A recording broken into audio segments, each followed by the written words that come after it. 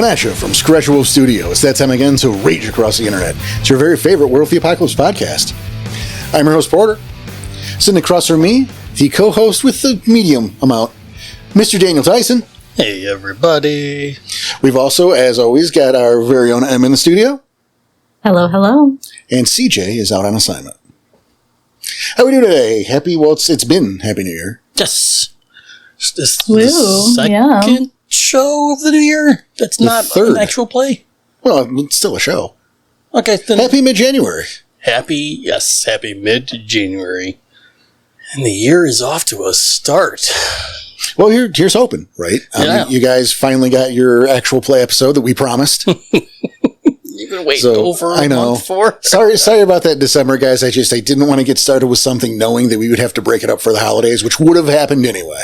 Yeah. I mean, answering the questions was nice and fun. It was. I mean, we had fun. We had a nice little holiday party. The discussion was a really good discussion. That was fun. Oh, yeah. We got those questions answered and had to make that big deal about Phil's. Oops. We don't have enough time. Well, we kind of do, but they're only Phil's questions. We made such a production. But no, here we're up. And like as promised, we're back to a previous standard. Not just the antics of our December. So Yeah. I hope you all are happy about that. We're happy about it. Well, yeah, we'll just go with a previous standard because it's a regular show. I was going to say, I'm just happy the holiday chaos is over. Now, ain't that the truth? I think all of us, yes. I'm sure we've said it already. I don't remember. We do hope you guys all had good holidays. The things went well. There weren't too many fights, or if there were fights, they made really good stories. Yeah. Yes, they did. At least my house. Oh my God. Yeah, check out CJ. In truth, he's a little under the weather. He sounded like Darth Vader, but without the James Earl Jones part. Yeah. I didn't get to talk to him recently. Yeah, we heard from him briefly. For about 60 seconds. Yeah, a couple of days ago. And he's like, "Hey, everybody, I'm getting a little bit of a cough." And I'm like, dude, you sound like you're dead. So I have officially fired him for the week. We'll rehire you when you're better. Yeah, he'll be back in the staff next time. But we needed to make sure he would. It might be 2 episodes, so he might be out for January for you guys. But that's fine. He gets an entire month to himself. That's true. So long as he's recovering. Exactly. So, and hey, here's a fun one. This will be the first episode in, I don't know, like over a year. Probably. That CJ is not part of. Right. Like he's gonna be like, I wonder what happened on that show. It's gonna be a fun surprise for him. We could tell a whole bunch of shitty stories and he cannot stop us. Oh, we could do that anyway. I mean, yeah, but but he'll be like, that didn't happen. Nope, that didn't happen. Well, guess what? Now you can't do that. You know what though? Is no one would believe it anyway. No. Like I don't even know where to start. Like I could talk about why you're not allowed at SeaWorld anymore. But like I can't, I don't have anything for him. Yeah, that's fair. Why are you going to bring the SeaWorld story up, man? I'm not going to tell it, so you're welcome. You'll have to tell me later because I think I forgot it. 100%. We might make a t-shirt. Whoa. That's a pretty graphic t-shirt. I didn't know no images. Speaking of t-shirts, actually. Oh, yeah? We are going to go into This Week in Bullshit and give the show on, but as a quick announcement before This Week in Bullshit, it's not in stone, but I'm thinking about closing the store about March. I kind of don't blame you. Like, we had its run. Yeah. We love that it's open. We love people are getting stuff, but, like, it's slowing down, and people have their stuff now. Well, like, that's the thing, right? Because, like, we don't sell coffee or anything. Right? We don't sell stuff. Like, if you have your coffee cup, you don't need another coffee cup unless you drop it. Right? You only need so many t-shirts. We love it. If you want to keep getting t-shirts, great. Right, but it does cost us money to keep that store open. Mm-hmm. So I think it's probably better that we open it in little bursts here and there. I agree. Let people stock up with what they want, and then, limited time runs. Which makes sense. Right. It's like a subscription that you never fucking use. It's like, no, just keep giving Netflix money. Maybe they can make the cuties again or some shit. Exactly. I don't know, they make a lot of crap content. Yes, they do. I mean, they make some good content. And no, they made Cobra Kai once. And they didn't even make that. That was YouTube. They just bought it. They bought it from YouTube. Right. Yeah. So, like, yes, they did Daredevil and it was great. Yes. And then they did, I don't even know. All right. They do a lot of crap, is my point. But they're doing Squid Games too. They're not doing it. Well, and you're right. Again, they bought it from someone else. It's important. All right. They're putting it on, but if they didn't do it, someone else would do it. True. Probably Disney. I feel like they go for having things be pretty rather than actually having a good story. You know? Yeah. They do a lot of garbage. Oh, wait, you know what? It's not just them, though. They don't want to just pick on Netflix. So this is not the point at all. The point is, and then we can go into This Week in Bullshit and bitch about that stuff. Yep. Is that we'll make a more definitive announcement soon, but I'm... The fair warning is there. Yeah, fair warning. I'm really leaning toward closing the store for a bit, and we'll just go to a limited time format every now and then. Yeah, I can see that. Yeah. So get your stuff while you still can. Right. So there's that too. Will it come back? Yes, eventually. But do you want to have to wait until whenever we decide to again? Yeah. Makes sense. Well, when you open it up again, I'd like that coaster. Without further ado, I think it's time to go to This Week of Bullshit, sponsored by O'Talley's. Eat us before we eat you.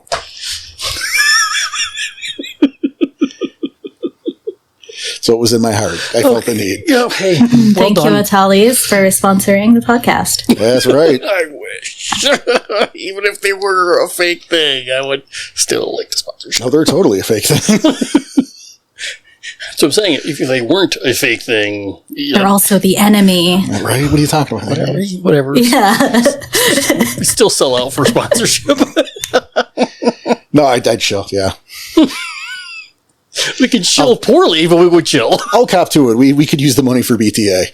Yeah. I'll sell out. Yeah, I know. Whatever. It's fine. But I think I know where I want to start. Okay. This week is with Daniel-san. Oh. Because I believe it was mentioned on the air. I desperately hope it was. That we have moved from your horror journey to your general pop culture journey. And so where we left off was I handed you a copy of Blood the Last Vampire. Yeah. Because it was short. It was anime. In multiple languages. It was an anime and it wasn't too complicated. No, it wasn't complicated at all. It was fun.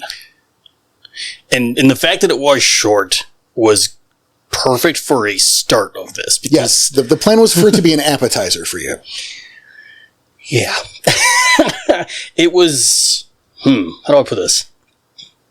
It was very entertaining, but because it is anime, I'm still very skeptical. I mean, I'm just admitting that right off the bat. I'm not only skeptical, but I'm hesitant. Which is irksome to me, but I appreciate your honesty. I mean, that's the thing. Because I loved Attack on Titan. That was still one of my favorites. Cowboy Bebop is fucking awesome. How about Mononoke? Princess Mononoke is just an instant classic. So switching to something like this that was kind of like off the beaten path, if you will. Okay. It was still fun. It was still entertaining. And it was still very well written, especially for how short it was. And it was like, oh, so that's what this is. You can still make a very good story and a compelling story, even though it's quote unquote anime. And I know this. You hear it said all the time, but until you start seeing it for yourself, you kind of don't believe it until that happens. Danny, you just listed so many animes that do have good stories that you genuinely liked. Mm-hmm. Why is this surprising that there's another one that you can like? I guess because this one was something I haven't even heard of before. Whereas Cowboy Bebop, Attack on Titan, those are so popular. if I may, Danny. Please. And correct me if I'm wrong, because I'm now speaking for you. Sure. Is I think Danny comes from, I don't want to say a generation, because that's not true. Mm-hmm. But he comes from the mindset that anime is like maybe kind of a weirdo pervert thing. That it, you know, I'll say that's where it started. When I started hearing about it, yes. That's fair. Yeah, you know, like my mother has the stigma of animation is for children, and you know, it's not far off from where Danny's is. Mm-hmm. I think a great example is I was visiting my mother one summer or something. It doesn't matter, but we're visiting, and she's in the kitchen, and I'm in the living room, and it's like one of those open floor plan kind of deals. So they're both, but she's got her back to the TV preparing something, and I've got Archer on. I have discovered Archer. I am showing her Archer. Mm-hmm. We do this. And so she's listening to it, right? She's cooking. So she's got her back to the TV and she's laughing her ass off. Archer's hilarious. And she turns around and sees it and goes, oh. Immediately. So she was enjoying it, but then she saw it was animation. Yep. And was instantly over. That's too bad. I agree. But I think Danny is kind of, he was raised in that environment. I'll say yes. Maybe not 100%, but pretty close to that. I too was raised in a similar environment, and I don't know, it feels like recently there's been like this anime like explosion and everybody's watching it now, or so many people are. Mm-hmm. But whenever I was younger, I was watching it all the time, and my brothers would pick on me so much. Oh, you're watching anime. Nerd. Weeb. I think you can go as that far, too. I think I was bullied out of it. And now they all watch it.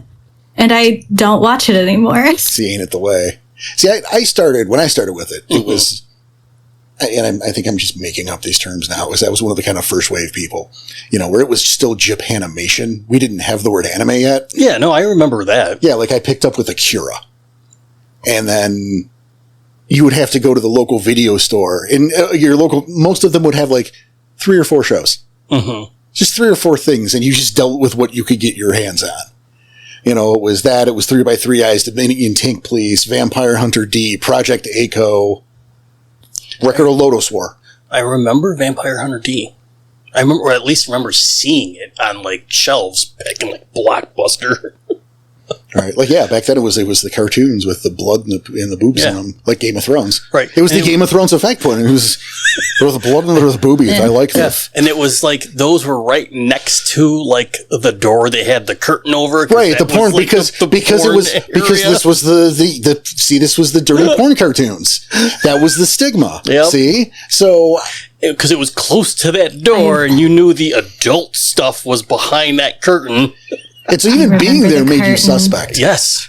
Even I remember the curtain. See? I actually had a buddy who worked at a video store. We used to make fake titles for the porn room. We'd do fake, like, you know how they do the movie parodies? Mm-hmm. So we would do fake movie parodies. But they didn't have the cover because we weren't designing the covers, right? It was just the plastic box.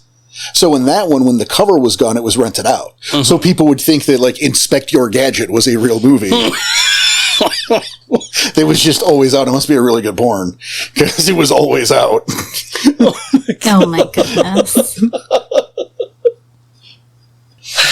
But yeah, I wanted, you know, this was all related to anime. The appetizer on your new journey. Yeah. And I'm excited to keep going because, again, this was good. I enjoy this, and it was like... And yes, I like werewolves more than vampires, but I still like a good vampire flick. Like, this Nosferatu movie that, for us, just came out, but for Timeoverse here, that's been out for a little while, and I'm sure is going crazy with people, but, like, I'd like to see this. Yes, it looks scary, and I'll probably be scared like a little girl that I am, whatever, but, like, I like vampire movies. Those are fun. Not as cool as werewolf movies, but still. Well, it's not werewolf movies. There's a really, really low list of good werewolf movies. You know what's funny? We're talking about vampires. Mm-hmm. This is all unintentional. But I watched... Swearsies. Yeah. But, you know, we've talked about my weird obsession with these stupid reaction videos. Mm-hmm. And there's one of these that I watch a lot, and I don't know why. Because she's kind of an idiot. She's kind of an idiot? Yeah. Lights and sounds. Yep. It's frustrating. But I can relate. Was watching Interview with a Vampire. Oh. Which, of course, we all know it was an influence of the World of Darkness. Yes. Yeah. Isn't there like a new one? I think there's a show now. There's a show, yeah. Oh, okay. But yeah, we're talking Tom Cruise, Brad Pitt, Kirsten Dunst, Antonio Banderas. Brilliant, yeah. Love that one. Antonio Banderas. No, good movie. Christian Slater, too. Fuck, what a cast. I forgot he was in that. Love Antonio Banderas. Love Christian Slater. Yeah. So there's a lot of love going around this room right now.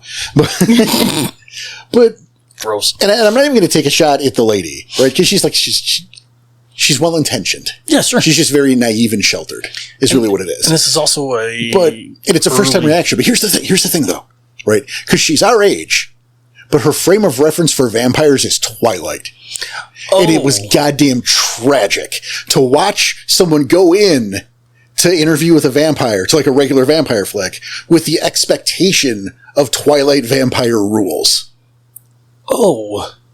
But she was our age? Yeah. So she was very sheltered then. Exactly. But so, like, I want you to think about that, too, because, like, we go into media, you know, with an expectation, usually, of the standardized, you know, crosses, beheading, sunlight, garlic. Is this a version where they have to be invited in or no? But we know that, and we're curious to see which one it is. But to go in with those weirdo rules is your default is a little disturbing to me. Right? It's wild. Right? Like, not even, like, what about, what was the teeny bop drama? Vampire Diaries. Vampire Diaries. Like, without even that, yeah. Yeah, no. Like, I feel like that's also within the same realm of, like, almost normal lore. It might be, but I've never seen it. Yeah, I don't know anything about it other than that it existed. I've seen it, but I'm surprised that this individual hadn't seen that, because that's kind of in the same kind of, like, romance realm. It may have been too scary. I'm not kidding, because I've watched some of this person, okay? It might have been too scary. You'll have to tell me who it is later. I absolutely will. You just can't say it right now. No, I won't. I'm not going to throw anyone under the bus. I think that's kind of crappy. I get it. You know, I get it. But I did also, the one, but it was a postmortem, so I was just talking candidly with friends. Sorry, I'm going ahead. No, it's okay. Speaking on vampires and speaking on a Twilight. My mother has recently revealed to me she's never seen the Twilight movies. Oh, I like her already. And they're a guilty pleasure of mine, and I play a little drinking game when I watch them. I'm torn now. Yes. Oh, you should. I'll tell you about the game later. I think you'd like it. Okay. Yeah. And so I'm currently having her watch the entire series with me as we play the game. You know what? I will approve of that in a fun, wholesome, family, drunken sort of way. Yeah, I'll agree. It's definitely in a way like this is fun. I read the books when I was younger and I really enjoyed them, but I genuinely the lore is crazy and the relationship is absolutely wild, and it's just so much fun to watch and make fun of and just enjoy some time. See, for me, I think my go-to vampire thing would be 30 Days of Night. Starring Melissa George, who I have always had a crush on, and R.A.I. darling, Josh Hartnett. That's one of my favorite vampire movies. Right? He's Never officially dubbed R.A.I. heart-throb, or what did I call him? I don't remember anymore. He's our guy, though. Yep. We're going to have to get a little picture of him for the studio. We'll put it back here. Like a little thumbs up at a Josh Hartnett. He's going to be our guy. You've never seen it, Em? No, I haven't. I will highly recommend it. Yes. It is the opposite of Twilight. You will enjoy it, I think. Probably. I consume a lot of vampire content. I will say takes place in a small town in Alaska. Yeah. And you can fill in the blanks. Well, yeah, fair. Yeah, that's probably my favorite vampire movie. Well, I said it first, and I'm older, so suck it. I mean, I'm not saying otherwise. I'm just saying that it's I'm just saying my favorite vampire. It's now a competition. Well, I don't want it to be a competition. I'm kidding. My God. No, definitely check that out. That's a great one. Fantastic movie. I'm sure plenty of people hate it. I don't care. I love it. Why would you hate it? I don't know. People hate a lot of things for plenty of reasons. It's true. Yeah, well. But it is I call it the opposite of Twilight. Yes. I'll agree. The complete opposite. The opposite end of the spectrum. RAI Media Darling, Josh Hartnett. There you go. Media Darling. For the show notes, I'm going to find the most, highlight picture of his smile just for you. Just for me. It's just for us. Fine. Lucky number 11, Trap. Yeah. We have dedicated airtime to Hartnett. All right. I hope you're listening. He's not. No, he's not. There's no way. I'm just going to keep. His agent's really weird or something. Maybe let him know. Oh, you know how earlier you were talking about Netflix coming out with not so great things? Yes. Mm-hmm. There is one good thing I discovered and watched a couple nights ago that I think you might like. Squid Game 2. No. Oh. I'm excited for that, though. Season 2. It was fun. It's just not my genre. But it's a movie they produced called Caern. Oh, I heard about that. I'm skeptical. I'm actually skeptical of both of those things.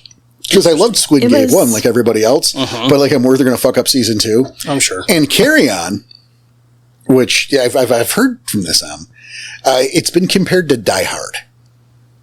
Why? Well, I can see why it was compared to Die Hard, but it's definitely different than Die Hard. Well, that's my thing, though. Number one, Justin Bateman's in it. So, awesome. Justin Bateman? Yeah. Jason Bateman. What did I say? Oh, you said Justin. I did say Justin. I was thinking of Justine Bateman, who apparently trolls the shit out of people on X. Sorry, I had to look up the... oh, yeah, Jason Bateman. I had to look up who that was because, I don't do celebrity names. I do. He was fantastic in it. Oh, my goodness. He's great. He's an awesome actor in everything. Yeah, I love that, man. That man's great. RAI Media Darling, Jason Bateman. We need to have Bateman and Hartnett together in a movie. In a show? Yeah. 11 episode. Oh, man. Get him on the Let's Play. Get ready to give it a go. CJ. Okay. Okay. May as well give it a go. I really enjoyed it. It would be worth it. I would make that sacrifice. I'll give it a look. I am hesitant. I'm skeptical when the reviews are comparing it to Die Hard. Yeah. Which is objectively the best Christmas movie and one of the greatest action movies of all time. That's like when I compare myself to Mick Jagger. But I do that fucking knowing better. Right? Yes. I'm laughing when I say it. And they're like, it's the Die Hard of the generation. I'm like, don't compare yourself to Die Hard. Just say it's very good. Yeah, it's definitely different. Is it a Christmas movie? Kinda. Emma's doing the hand wave, because we're... Yeah, sorry. Yeah, it's radio. It's, radio for one here. Yeah. It takes place at the airport on Christmas Eve. A Christmas movie, as Christmas as it gets. Not necessarily, Danny. I think there's more to it. True, but there's some Christmas to it. Sure. Actually, I heard an argument, and they were leveraging Die Hard in this argument. That, if Die Hard's a Christmas movie, then Cinderella's a Halloween movie because it has a pumpkin. That's not how that works. I know. I know. That's not how that works. I'd watch Cinderella on Halloween. I mean, you can. That's not the issue. But it's not a Halloween movie because there is a pumpkin. No. If there was a pumpkin on All Hallows Eve, then it could be. Well, first of all, if it was a jack-o'-lantern, you might have a leg to stand on. Yes. But as a pumpkin, isn't that closer to Thanksgiving? Yes. But more to the point, Die Hard is a movie about a family coming together through a fucking crisis on Christmas Eve at a Christmas party. At a Christmas party, yes. Full of Christmas carols, Yep. Yeah. This one's very much not like that. And then on Christmas Day, while waiting family to show up, I watched probably my favorite Christmas movie. Gremlins? Yep. Oh, nice. That's also one of my favorites. Yeah. Love it. I've seen it when I was like younger, and it's been a while, so I was like, let's try it. Let's do it. That's a Christmas movie. the dad's buying his son a Christmas gift. Well, that's how it starts. I was going to say the intro aside, Yeah. or the prologue aside, it opens with a Christmas song. Yes. So He's buying his son a Christmas gift. Predicated And they on talk Christmas. about And everything that's and they happening. talk about Christmas multiple times. Yep, right? Even at towards the end of the movie, like there's even the Christmas tree. Well, Corey Feldman's dressed as a Christmas tree as well. Weird enough. Corey Feldman. Yep. Mm-hmm. Do not call him the media darling. No. Because he's got some airtime too. King of the lizard people, Corey Feldman. This isn't even about him. I would love to see the original script for Gremlins because I know there were very real changes. I know it was more of a horror movie. They leaned away from the comedy originally. Mm-hmm. I know that Gizmo and Stripe were the same character. Makes sense. Yeah. M's giving the look. Yes. I can see it, especially after I don't have words to express what just happened in my brain right there. No, that's fair. Yeah. In the original script, instead of, the Stripe gremlin, Stripe Mogwai, and then turn, no, that was Gizmo. So Gizmo was going to kill Billy. I would love to see this script. I know it exists somewhere. I don't know, but I'm very curious. But one of the main things is I'm curious as to why Billy Peltzer confuses me. A little bit. He's got to be 19. He's got to be over. He's got to be 21. Right. I don't remember him drinking, but because he went out with Judge Reinhold to the bar that Phoebe Cates was working at. Yep. So he has to be. Works at a bank. True. Both of those. So, but I don't think you have to be 21 to work at a bank. No, but you you definitely have to be over 18. Yes. Well, that's not in debate. He is an adult. Living at home, helping take care of things, I can understand that. Mm-hmm. You're in a small town in the 80s. Your dad is a weirdo inventor who is not great at it, so someone has to keep your parents from losing their home. Mm-hmm. I understand that. That is noble. I'm on his side. Go Billy Peltzer. Why is he hanging out with 12-year-old Corey Feldman? This is the problem I have. And how did him and 12-year-old Corey Feldman become friends? Yes, Family friends. Are they? They could be. They could be. There's possibilities. We're not giving that information. Or like maybe like a little neighbor boy. I mean, it's kind of how I see it. It's because a small town in the 80s. It could be, but I'm just saying I have questions as to why this 12-year-old kid is up in Billy Peltzer's room reading comics with him, and I'm not necessarily making accusations. I get it. Yep. It's very strange. I know when I was 15, I didn't want to hang out with a 12-year-old. I certainly don't want anything to do with a 12-year-old at 20-something. Phoebe Cates is interested in me. I don't have time for Corey Feldman. I'm just saying. I'm curious. It was definitely an odd choice, but like I think it was like family, friends, neighbor kind of thing, because he just walks in like it was his own house, right? I don't know. Maybe Billy does a Christmas. Maybe tree. Billy used to babysit for him. That one line would solve it for me. He was the cool babysitter that liked comics. So now Corey Feldman he's older. I'm friends with the mature adult who, Yeah, I get it. Or if they both referenced like their aunt or something at some point in time. Right. I'm always very confused about that relationship. Oh, it's, movies, though. They often leave. I sometimes wish they were longer. Well, it lets us have these fun conversations, though, that have irritated at least 3 of our listeners right now, because we're probably still, I have no idea how long this has gone. Probably long enough. At least 40 minutes. No. But, so that means it's probably it's a good time to... Life. Well, I guess, do you have anything else? Like, because you did participate. You did add some stuff. I did. Yeah, I know. I'm saying you did. So, did you have anything else? No, I don't think so. I think I covered my 2 things. All right, and I think, okay. So, I guess it's time. Yeah. Time for the show. All right. So we do have a show for you today. And interestingly enough, it's not a 101. And it's not a practical third. Yeah, it's kind of although both. it almost was. Yeah. It's neither. But it almost was one. It's kind of a hybrid. See, I don't think it is. I think it's just a regular episode now. Yes. That we're no longer segregating. So today we're going to talk about the sept. Yes. We're going to talk about those lovely, lovely cairns, about... Well, we've called this sept living when we've talked about it before. Mm-hmm. So now we have to think of a better name through the course of the fucking show. Well, I'm sure we can. Or we just call it a redux. Down home sept living. I don't know.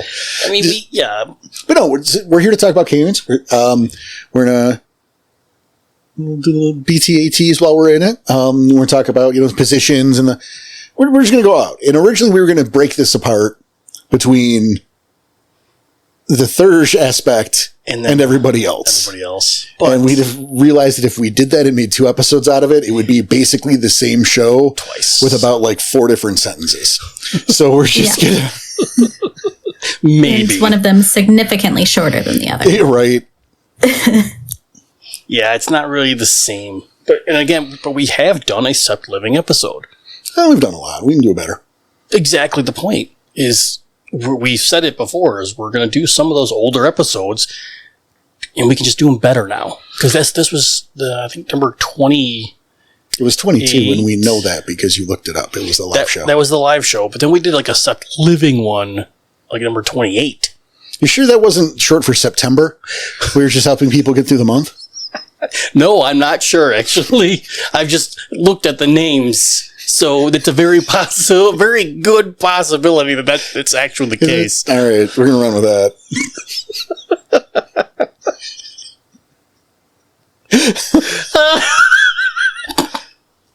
We're just helping everyone get through September. Yeah, fall is it's actually a great time, but it's not close enough to Halloween yet, so we just needed to help people get through that hump so they can go trick-or-treating.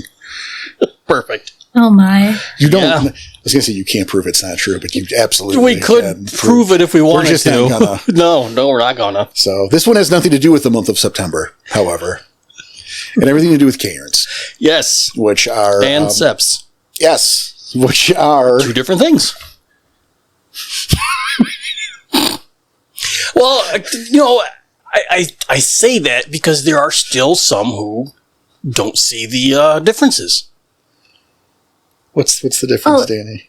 It's like every square is a rectangle, but not every rectangle is a square. What? Every square is a rectangle, but not all rectangles are squares. Why? I'm just kidding. We're not going that far. No, he's not. No, not. I'm just kidding. We're not going that far. Oh, I'm going to weep.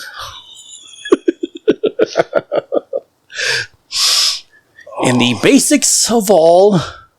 A cairn is a stronghold, a bastion of Gaia's power. It is a sacred place out in the world. They are sacred grounds to Garu, who congregate there. They are lands that are blessed by a totem. There's a spiritual power in the area. Absolutely. It is the place where places where the gauntlets are thinnest. These are strongholds, bases, if you will, for the Garu nation. A sept is a term for a group of Garu. Right. Like a murder of crows. No, that's what they're called. It's a murder of crows. Is a group of crows, yes. Yeah. A sept of Garu. It's a group of Garu who live together or nearby each other. They congregate. Usually that is in a cairn to defend it and for its inner workings. Doesn't have to be. No, it doesn't have to be. Case in point, in our actual play, you guys have a sept. That is technically 3 packs living and working together in this fucking island, but there is no cairn. Technically 3, because of falling. 2.333. Yeah. Yeah. Falling leaf counts. I mean, it counts. Yeah. He's only one of the pack. Right. His own pack, but... So yes, the cairn is a physical location. The sept is a group of Garu. Yes. who happen to be at the location usually. Hopefully. Well, that ain't going to be a cairn for very long. Yeah. Now, there are different types of cairns. So let's start there. Every cairn has a totem spirit that watches over it, that is paid tribute to, that is empowered by the Garu who live there. And again, there are many different types. They usually fall under the banner of your big three: your glory, your honor, and your wisdom. But again, no two cairns are alike, and they come in all sorts of varieties. Yeah. I mean, it's like the type of cairn is, they're informed by both the totem that watches over and also like the vibe of the cairn. Right, like something that Unicorn watches over, you would expect to not be like a giant blood mosh pit. Unicorn is not going to grace the totem of, a war cairn. Mm-hmm. You already know that. Cairns come in all sorts of types, right? There are totems of cunning, there are totems of respect, of kinship, of direct honor or glory can be their own. And with all these categories, sometimes there's overlap, or at least there can be. Mm-hmm. When creating a cairn, it's something to think about, right? The feel you want, because that's going to be informed by, again, the totem and the type of cairn, but you could go different ways with it. A cairn of enigmas, right?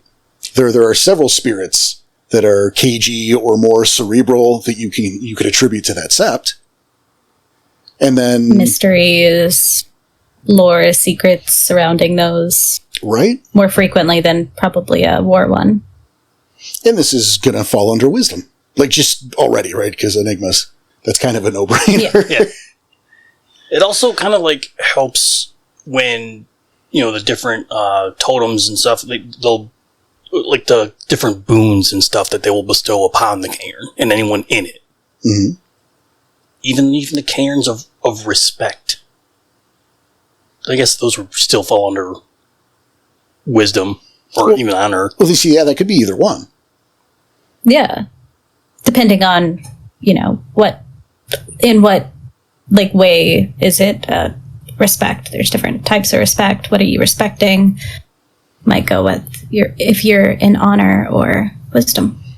Right. Yeah, I mean, exactly. And then that could either one, and this isn't a great way to go, that again, no two cairns are alike, because one could fall more under that wisdom banner and have a totem more associated with wisdom, and one could have a totem more associated with honor, and these both feel like very different places now. Mm-hmm. I will say, giving a little bit of because, we're going to eke information out here and there.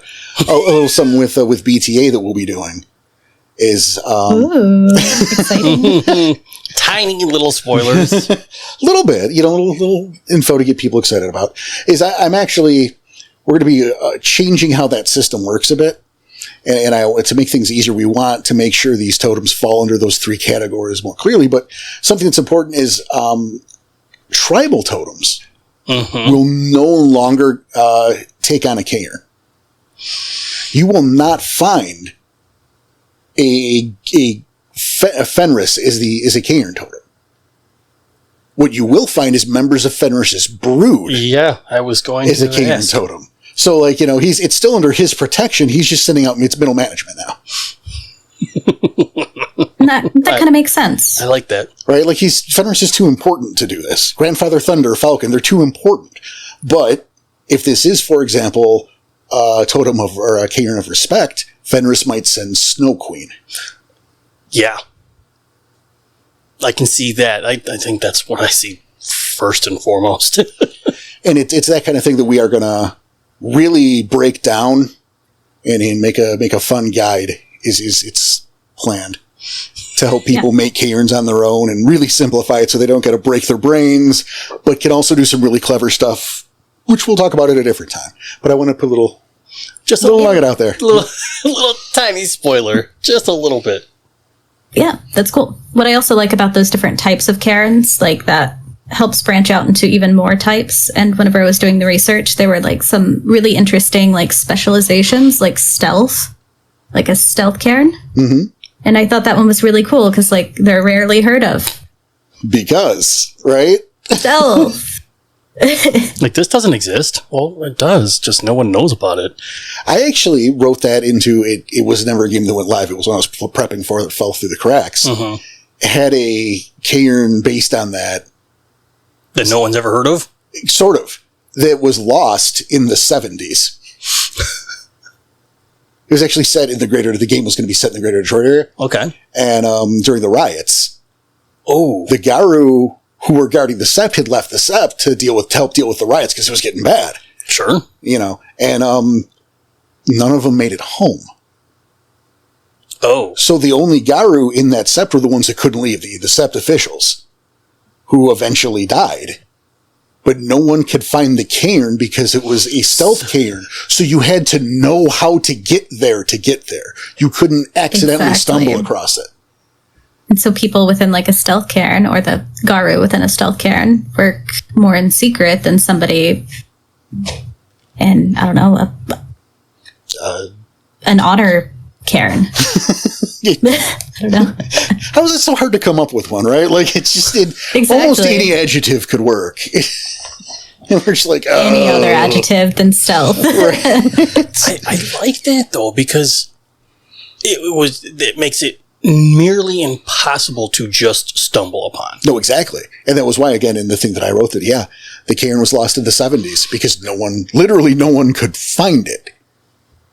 And so when the Garu who were there died off, oops, it's just a legend now. That's kind of awesome. Perhaps that's one that will need to be reawakened in time. Right? Actually, in the story that I wrote, it was already found. Oh, yeah? The guy who was... I don't want to make this a whole big thing. That's fine. That's a fun one, yeah. Yeah, but, and that's the thing is, the totem, the type, and it all is important when creating that cairn. Mm-hmm. Yeah, and it's kind of like the vibe of the cairn. I saw one that I don't know how big of a fan, Porter, you would be of this, but the cairn of love... Aww. And how it's about the ties to the people. And I imagine this is a cairn with, like, probably very few Garu, but maybe a lot of kinfolk.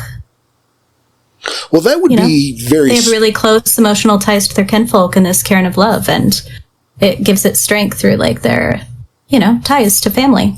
Which would certainly be unique, because as a general rule, kinfolk are not allowed in a cairn. Right. They can hang out at the barn. Yeah, I was going to say that that's the case, that the bond must be very large. Or not. But again, this is a very unique example. Mm-hmm. I mean, there can always be exceptions like that. Like how strange. I saw that cairn of love, and I'm like, that would be like a unique little, like, it's important to have those family ties, like with the love. And I feel like that would be like special. But then we talk about the bond. And you kind of, I guess we can kind of go into the anatomy of the bond, or anatomy of the cairn. All right. And we can probably start from the outside and go in. So what's the bone connected to? The bone's connected to the shrine. No. The bond is the outside perimeter. That's true. I mean, that's your area that gets patrolled, or needs to. And it can change based on the power of the bond, or the power of the cairn. Sept. We're going to do this a lot. Yeah, we're just going to trip over words all day. It's going to happen. We know, okay? We need our own lexicon page. I can work on that on the website. Maybe by then. Maybe. I'm cooking already. Don't worry. Oh, that's but no, actually, the bond, that is the perimeter. It's not the cairn. It's not the cairn itself, but it's the area around the cairn that is to be protected. Nothing should get through the bond. Right. And if you do have kinfolk, that's usually where they stay. Right. Like that perimeter, usually they're the ones, maybe some of them are the ones protecting that.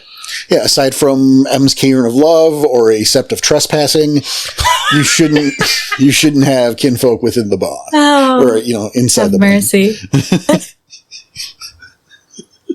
It's sacred ground. Yes. Or if we're playing Curl's Revenge, it's the lambda who are in the bond. Dude brings up earth blood.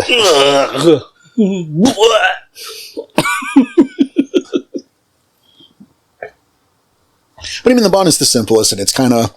I think it's one of the more boring to discuss. To discuss, but it's probably some of the most important. It's super important. You know, that's where the defenses are. That's where, you know, the patrols go. Right. You know, the Guardian packs, they hit the bond. You know, it's that line of defense, you know? Yeah. But I ran a really short game for some friends, and they were, of course, a Guardian pack, because that's a really... Important. Yeah. Important one for an easy one for player characters to be. And I had... It was kind of an enigma sept, more Caern. Mm-hmm. And I had some humans in the bond kind of getting confused. It was very inspired by Blair Witch. Nice. Nice. Yes. And so they were definitely very harmless humans, but they were getting messed with while being within the bond, of course, because it being enigmas. And so the pack, the players had to get them out of there. They posed as park rangers and helped them out of the state park there. That's great. I like that. It's a good idea. It was really funny. Well, and actually, just suddenly, thank you, is I don't think anyone has a problem with the concept of the bond. I really don't. No. But just in case someone does, right? Because mileage. It's like the movie The Village. Okay. I see you're going already. Okay. The village itself would be the cairn. Uh-huh. The woods surrounding the village would be the bond. Yep. And the concrete wall separating it from the highway would be... like the rest of the world. The rest of the world. I'm not even. It's spoilers for a 30-year-old movie. I know. Bad. Yeah. Yep. Statute of Limitations has... It's not even that good. But It's fun. you know, it's fine. But there you go. Is the woods from the village That's your bond. would be the bond. Yeah. And then not like we're not like moving outward inward, but these are kind of like, I guess, kind of inward, and then there's no in particular order here. But Well, no, because the makeup and layout of a cairn is different between cairns. and that's what I was going to say next. Is it's the different layouts are going to be different every time, but you have like the shrines are like dedicated areas that are like specifically for the different totems or even different spirits around there. Well, right, because as we've established, every sept has a totem. Mm-hmm. You know, every cairn has one that watches over, but you have a pack totem. You have a tribe totem. Right. You have spirits you might be close to, or even ancestor spirits. You know, those shrines are tiny little religious shrines for you. Yeah. Or maybe your pack. It could be, it could be for the Caern totem itself. Just one right in the center. Maybe in the outsides of that, it's the different packs. No, And exactly. there doesn't always have to be just one tribe living in the area. There could be multiple tribes, so you could have multiple tribal totems. Could be within tribal the totems one as well. area. Yes. No, exactly. Well, let's look at some examples we have from games past. Now, I know CJ, if he were here and not temporarily fired, he would tell you about the game that he ran where he had his pack construct a shrine for their local sept or for their totem. I remember that story. Yeah. Yep. I know he'd tell it, so it is. I remember it. Or the paper plate that Jaeger Gorfist scrolled Coyote onto the back of in tribute to their pack totem. You know, and in the same way that every pack, right, honors their pack totem or their tribal totem or their Caern totem in different ways, it's also, these, again, are small, basically prayer shrines. So when you're in the woods in this general area and you find the ivory carving to boar, Yeah. don't fucking touch it. Because the pack associated with that totem is going to break your legs at least if you defile their fucking shrine. Yeah. And then it sounds funny. And I'll do a quick thing here, but like it sounded funny. He was talking about the paper plate. That was just something I drew on a paper plate, and it made me laugh that I brought it into game. And when I brought it into game, I put it with the shrine for Coyote, and in character, I said, I hope this makes you laugh. I mean, that's true. and that's all it was. It was just something simple, just to say, hey, Coyote, I'm thinking about you. I hope it makes you laugh. And it was very subtle. It was very simple, but I thought at the very least, it made a bit of an impact. Where it's not just like, I'm only using Coyote when I need him kind of thing. And I think that's great. You know, I mean, this is the thing is we're talking about the anatomy of, I like the anatomy of the cairn and what everything means, but that's the worthier part is to bring that around to your games and to your characters and how to integrate this kind of stuff, what this means. Right. You know, this isn't just the facts of the figures, but the minutia of Garou life, which is important. You know, I look at the Dream Chasers, and while you guys don't have a cairn, you ain't got shit for Coho Jack. No, we don't. Doesn't make you bad people, but maybe it's something you should consider changing. Oh, and it's something I've absolutely thought about, but at the same time, where in the fuck do we have time to do so? Honestly. First thing that came to mind right now. Fishbowl with a little mirror ball in it. Like a little disco ball? Yeah. Yeah. It's so funny. Right now, it just came to me. Like, yeah, you don't even have to put fish in it. Just put the water in. It's just a fishbowl. Maybe a little castle with some rhinestones and like a little disco ball dangling in so it's dipping in the water.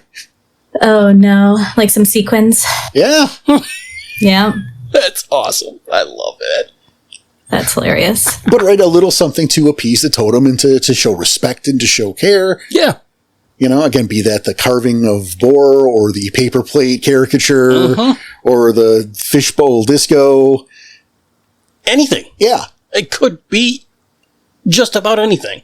It's important, again, from the spiritual aspect of the Garou, for the strength of the cairn in terms of the cairn totem, for ties to the tribe, for ties to the... It's shown respect. Yes. I mean, the Garou nation is a deeply spiritual nation.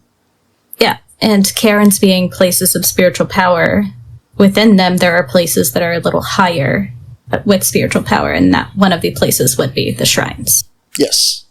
Yeah. More spiritual significance in these couple very particular areas. Right. I would call it the second. The second, yes. Second most Definitely important? the second most important place of Closest spiritual power. Yeah. Okay. I can see that. The first being, of course... The heart of Caern. Yes, the heart. So in the heart of the cairn, that's the most... I would say that would be the very center. Because if we're saying that the cairn is where the spiritual resonance is the thinnest... That's where the gauntlet's the thinnest. The gauntlet... Thank you. And we're saying that the gauntlet is the thinnest, and that's where your cairn is, the very dead center, that's going to be the heart of the cairn. Why, not Hence the name.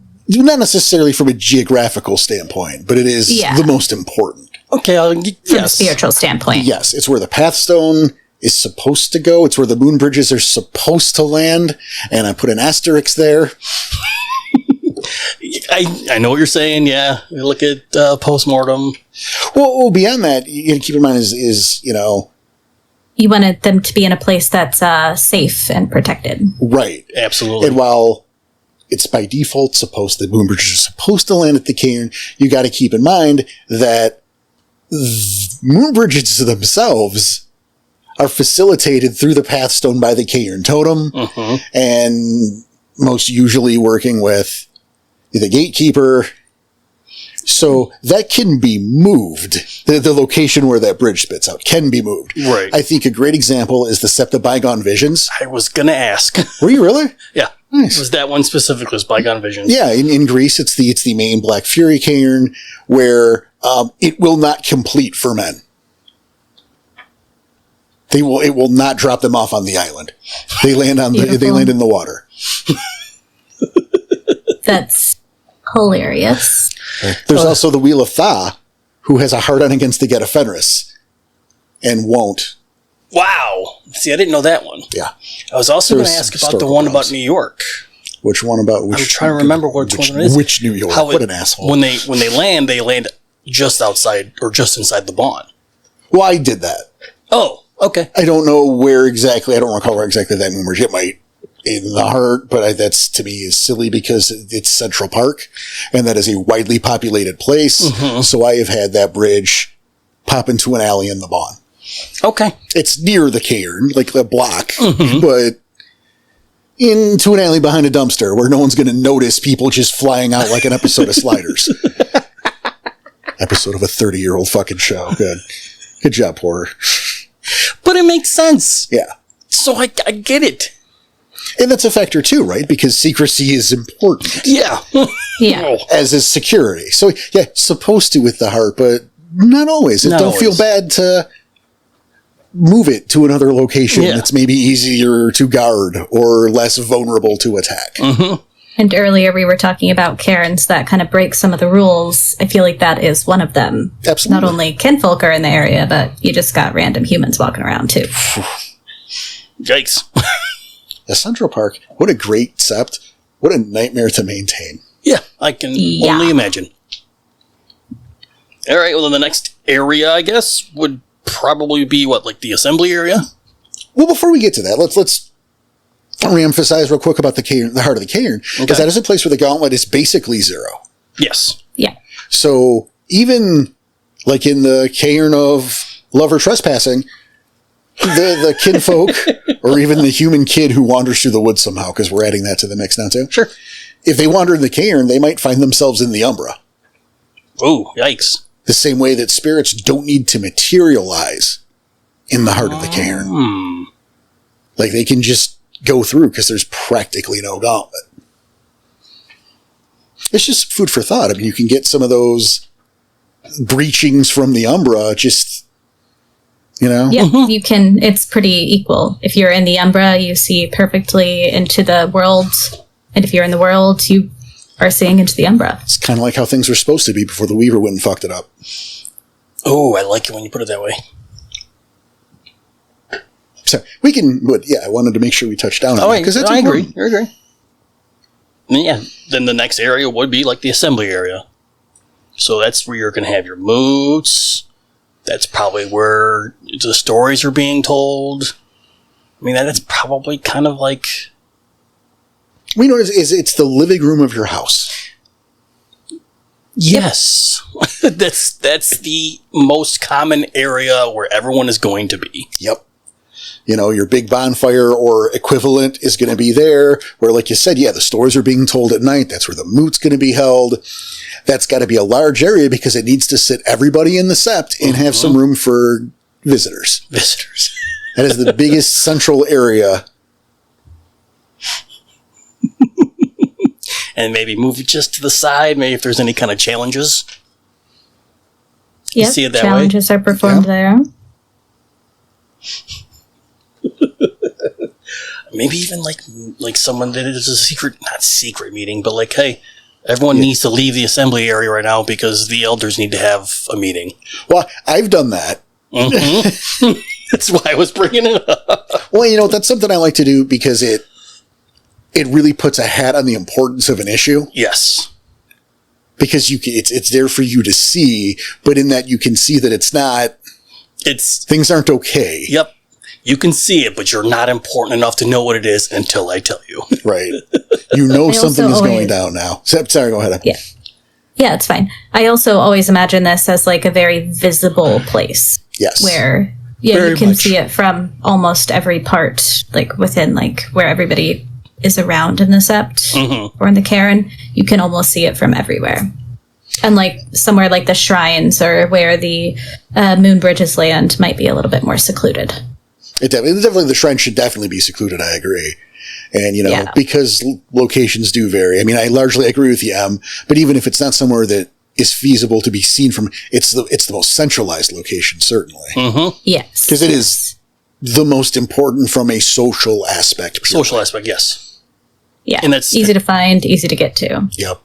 And that's why I brought that one up, because again, we've had stories or like Kasai Moonwalker will be there talking, and everyone's there. Well, I need to talk to people about this, but you three, you cannot be here for this. So you're just going to leave my area now. skedaddle, please. I think one of my favorites was in... The adults are talking. I mean, that's a great way to do it, right?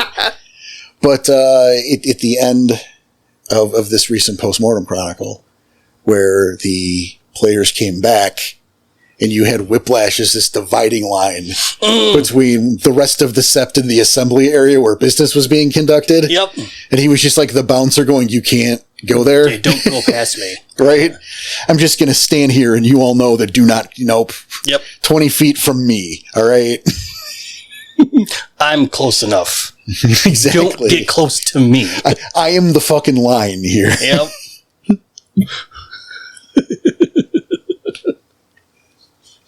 All right, then next you have like the living areas, which is kind of a misnomer, right?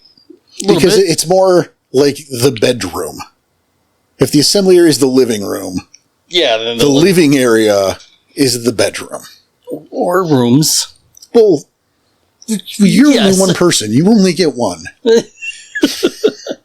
I mean, packs might have separate areas, though. I mean, they might. That depends on, again, the size of your sept. It depends on the pull. How much building has actually been done near the sept or within the bond? True. Right. And even that doesn't necessarily have to be building, though sometimes it is, right? Some septs have structures on the ground. Lodge houses. Right. Some have room for like a hammock or a bedroll. Some you just sleep on the grounds in Lupus. Yep. Some you're forced into a puppy pit until you've earned a better sleeping position. But that's a thing too, right? Because of the hierarchical nature of the Gar society, your place in it, your rank, your renown, can definitely contribute to what kind of area you have to call your own. Yeah. Yeah, and or if you're sharing an area with somebody else, right? It's like, you might be mad that you have to sleep in the puppy pit, but you better be thankful that you're in the sept of the sweet summer rain, and most aren't. I guess a quick clarification for people who haven't been with us a long time. Okay, you're gonna just what the puppy pit is. Yeah. Yeah, please. Yeah, it was... It sounds bad. It might not be better after I explain it. I don't know. The puppy pit was a geographical location and one of my own original septs, the Sept of the Sweet Summer Rain, which was basically the valley between three different hills that was right next to the sharp turn of a little stream. So that meant whenever it rained too much, it would flood. It was a cold, damp kind of hole where they had the lowest on the totem pole sleep until they've earned their keep. Sure, they've proven themselves. And once you graduate out of the puppy pit, you can sleep where the grass is dry and...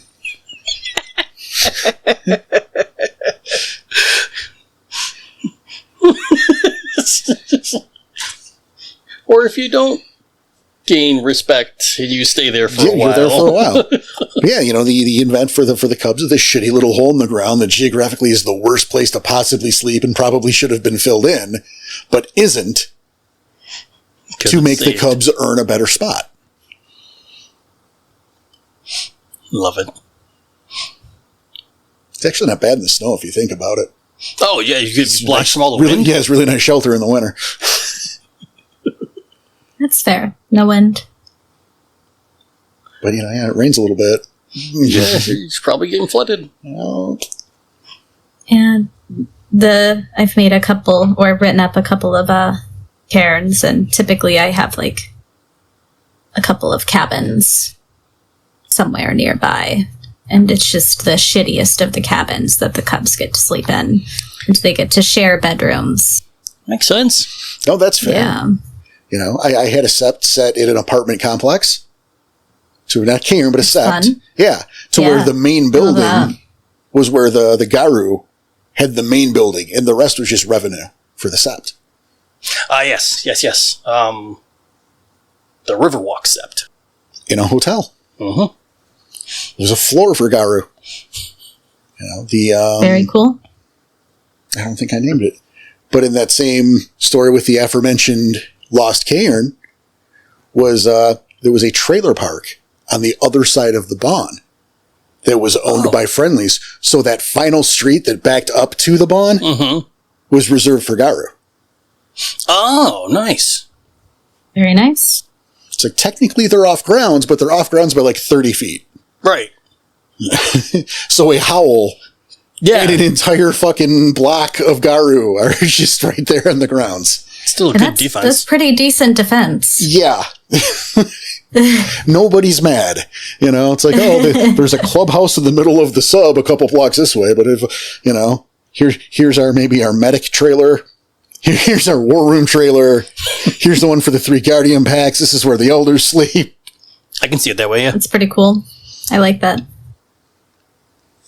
Then I guess one more common area of like the different cairns going to be your Grave of Hallowed Heroes. It kind of speaks for itself. Kind of, yeah. You know, it's we know what a graveyard is, but it's a graveyard. What's that? I said it's pretty much a graveyard. Oh, I thought you said, what's a graveyard? I'm like, you son of a... What's a graveyard? No, well, the thing there, too, is ideally, Garu are buried there, but not necessarily. Yeah, you don't know what actually... Maybe there's nothing left of their body. Well, also, mileage may vary. You're not burying bodies in Central Park. True. Right? Like, you're not going to get away with... Spotlight died. Let's dig up something next to Tavern in the Green and bury him at 5 p.m. Right. You're not getting away with that. But sprinkling ashes. Since you could do ashes, or you can just, again, go back to like the shrine area and make something commemorating him. Well, but that's what the graveyard's for. Make something commiserate.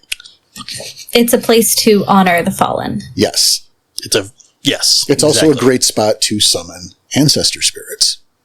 Oh, I didn't even think about it that way. Well, Uncle Jackie's buried 3 feet from here, right? That's a where his ashes are. Or if not, there's a little statue of him, you know? Mm-hmm. Oh, that's a cool idea. I didn't even think about it that way. Nice. Nicely done. Yeah. So that's like the anatomy of the sept, or the anatomy of the cairn. I mean, and those are places that all cairns have. Again, the size and shape and how they function might vary, certainly. Location, even. But those are the natural components of a cairn. And knowing what they are and how they function is definitely important. Especially when we look at that toward what life as a Garu means. Mm-hmm. You know, knowing the importance of the Grave of the Hallowed Heroes should make you care about its existence more. Agreed. You know, why that upkeep matters. This also informs our sept positions. Mm-hmm. Yes. Yeah, there's a handful of different sept positions to go through. Well, no, there are plenty of sept positions with different levels of importance. Yes. Some that could definitely be taken on by player characters, and others that wouldn't. Absolutely should not. Yeah, I don't see a player character being like the warder of a sept. Well, what's the warder of a sept, Danny? Do you mean the warthog of a sept? No, the warder is usually like the one that organizes all the defenses, and they're kind of like the leader. Like or maybe not even the leader, because I would say they're the ones with the most responsibility, though. Definitely. I mean, I think it's perfectly fair to call the leader the person in charge of the cairn. They answer to the Council of Elders, which we'll get to. Okay. But the day-to-day operations of a cairn, usually on the warder. The warder is in charge of making sure the defenses are right, that things are how they're supposed to be. Day-to-day operations manager. They're largely the boss. Yeah, they're making sure everything is safe and protected. And because of that, the warder cannot leave the sept. I mean, if they do, the shit is dire. Yeah. Super special, you know. Or it's like a really tiny sept, itty bitty. So I'd say it's absolutely needed to leave. Yeah, I'd say even with the tiny sept, that's all the more reason that you can't go nowhere. You shouldn't be going anywhere. That's fair, yeah. But I mean, it's got to be really important. Exactly. It's got to be really important for a warder to, you're there now. You are that cairn. Just fucking dig a little hole for you to sit in and bury you up to your lap or whatever. And that's just, you are the cairn now. You are the cairn. Oh, yes. I mean, other than like the Council of Elders, I think, the warder's probably the most important. Oh, yeah. There's no higher, the totem. Fine. Totem elders. Totem elders fine. Warder. But yeah. And they've got to be really good at leading people, giving clear instruction. Right. They have to be pretty good and like with tactics. As players in a sept, the warder is the boss of you. Yes. The boss. It's probably the last person you want to piss off, and probably the one you want to suck up to the most. Well, I would say that you want to get off the radar. Okay. Your go-to example, Danny, would be Kasai. Yes. Who one does not fuck with Kasai Moonwalker. No. Not unless you have a death wish. That's not even true. It's just how she carries herself. That's the important part. But she carries herself that way, so that's how it's taken. Well, exactly. But yeah, if we're going with player characters, your player characters are probably more of the Guardian packs. Oh, definitely. And what's a Guardian pack? That's a ridiculous question. A Guardian pack is a pack that typically goes out and guards the cairn and the sept. They do things nearby. They might patrol the bond.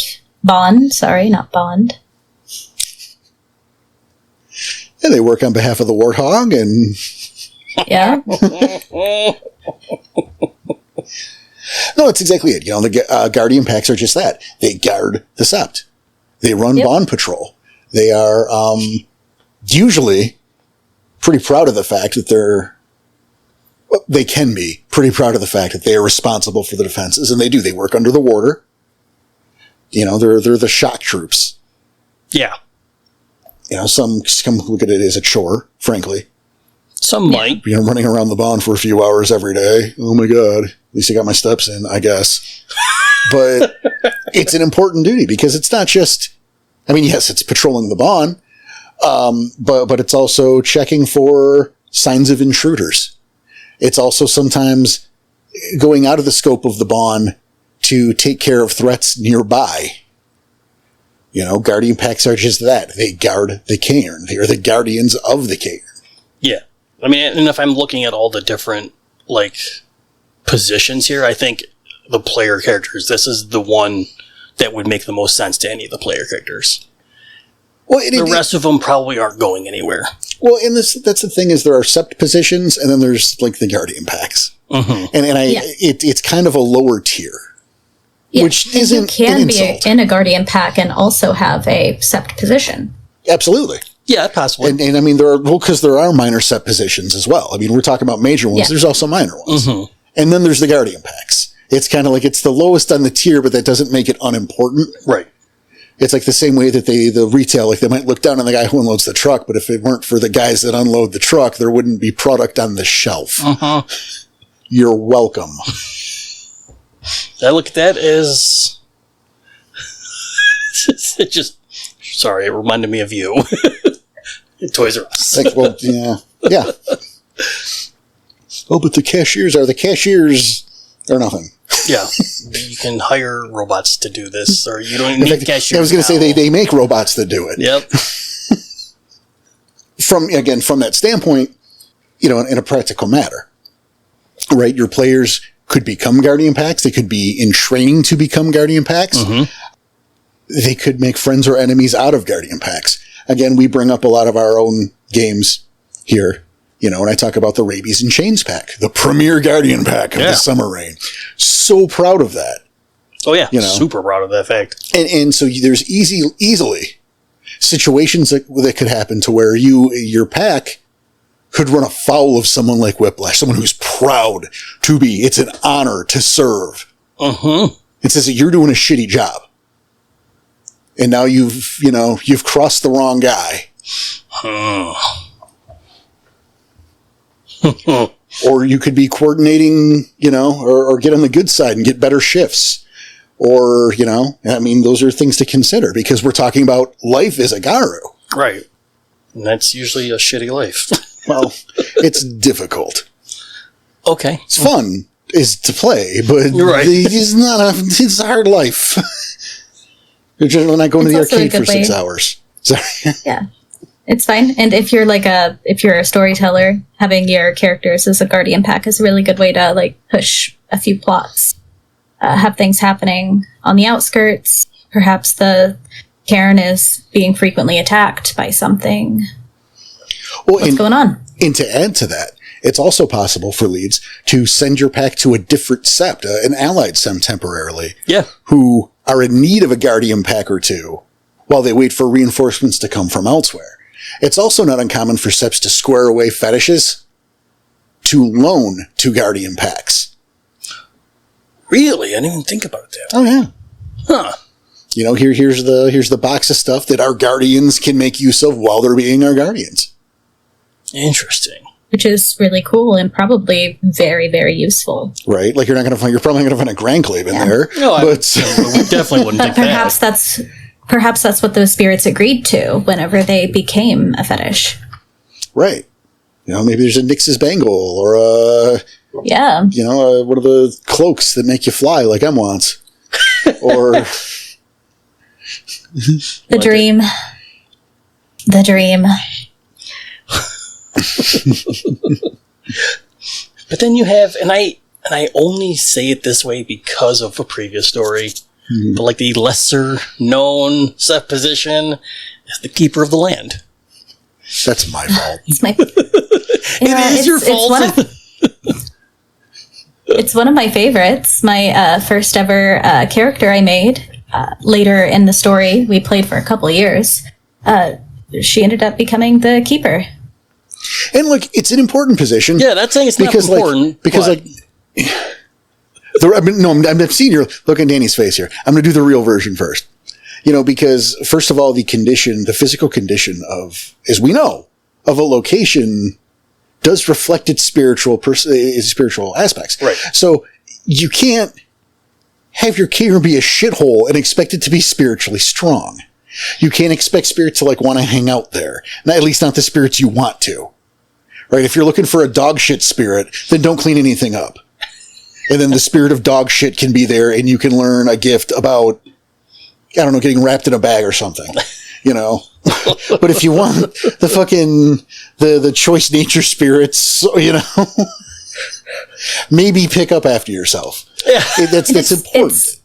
And it's not only picking up the garbage and the poop, you're also making sure the spirits are happy. You're doing things for the spirits. You spend a lot of the time, you spend a lot of your time in the Umbra tending to things. It's not just picking up garbage. Now the reason Danny has this perception is because he has encountered NPCs who look down on the position of Sept Garbage Man. Yep.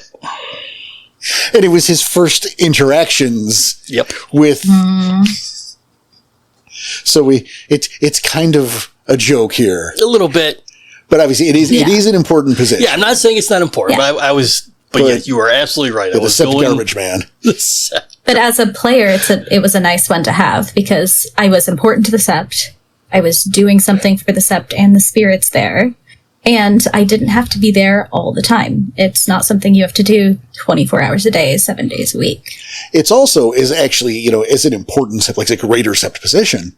And it is, I think it's one of the very few that doesn't require constant attendance. But you can deputize other Garu to work under. And I did do that. Like the deputy garbage man. Yes. I'm doing this for Danny. I'm the garbage man and you're my deputy. The garbagettes. Well, I did divvy out some work to other people. I can't cover all of this on my own. Can your pack help me out with these things today? Or, maybe more appropriately, your pack will. Yeah. Because you are a sept holder, a position. you're the boss of that. But there you go. That's a great position for, maybe not a great position, but an acceptable position for newer players in a sept to be, it's a little Mr. Miyagi, a little paint the fence, right? Don't listen to him. It's a great position.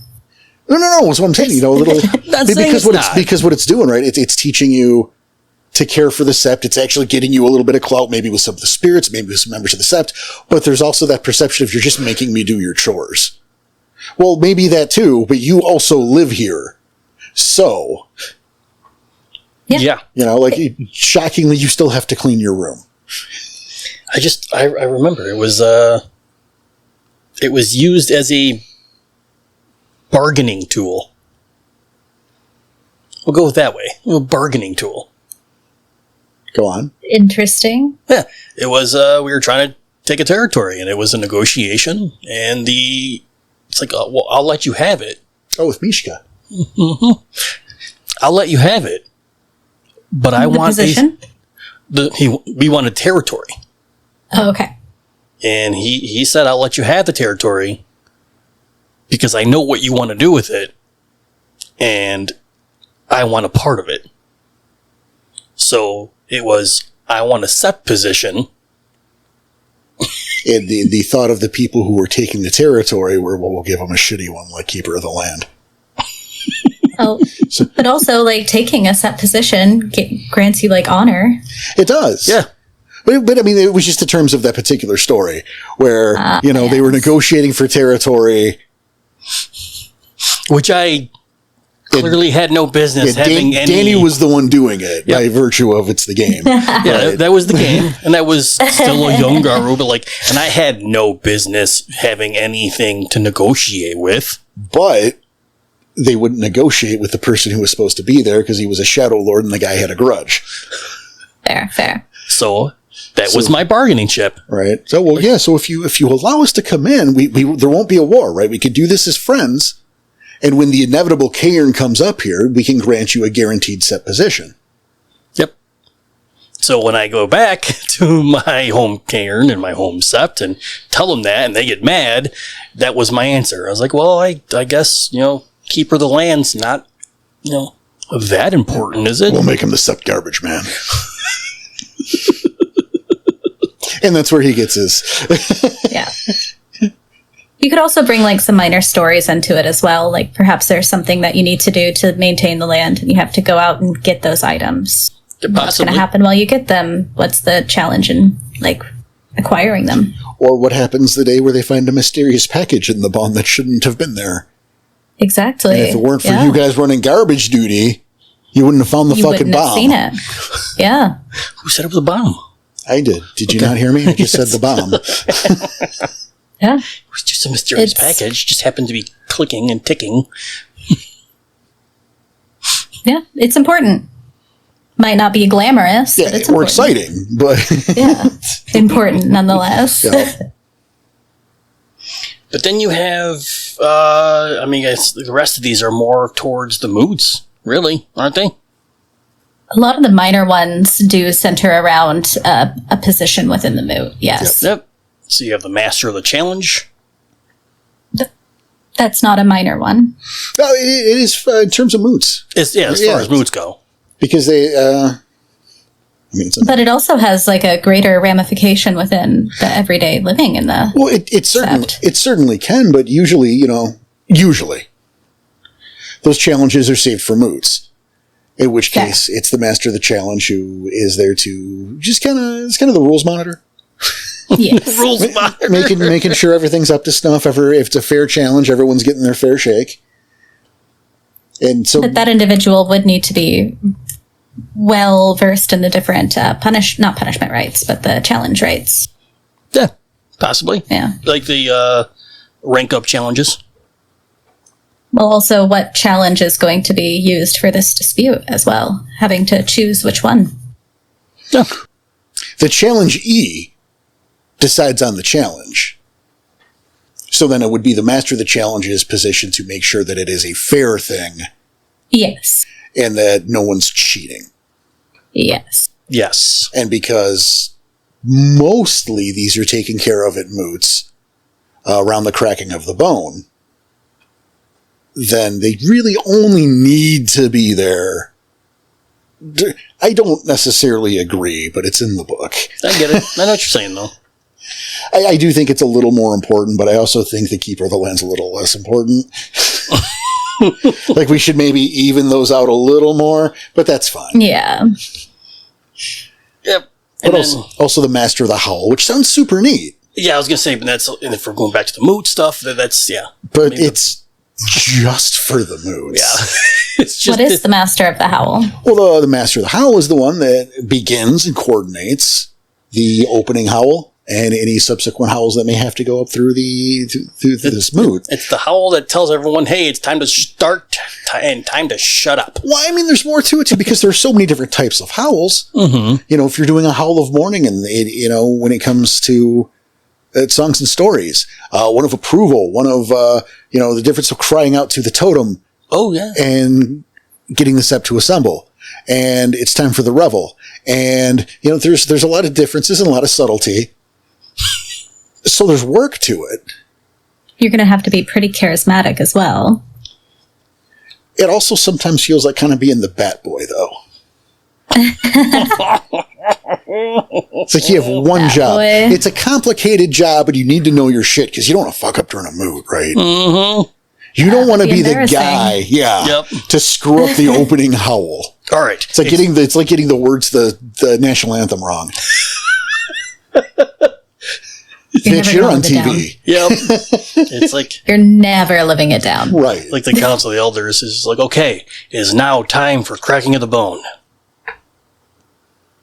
And more silence. And I said, it's time for cracking of the bone. Jimmy, Line, please. It's time for you to howl, you dumbass. Dennis, what the fuck?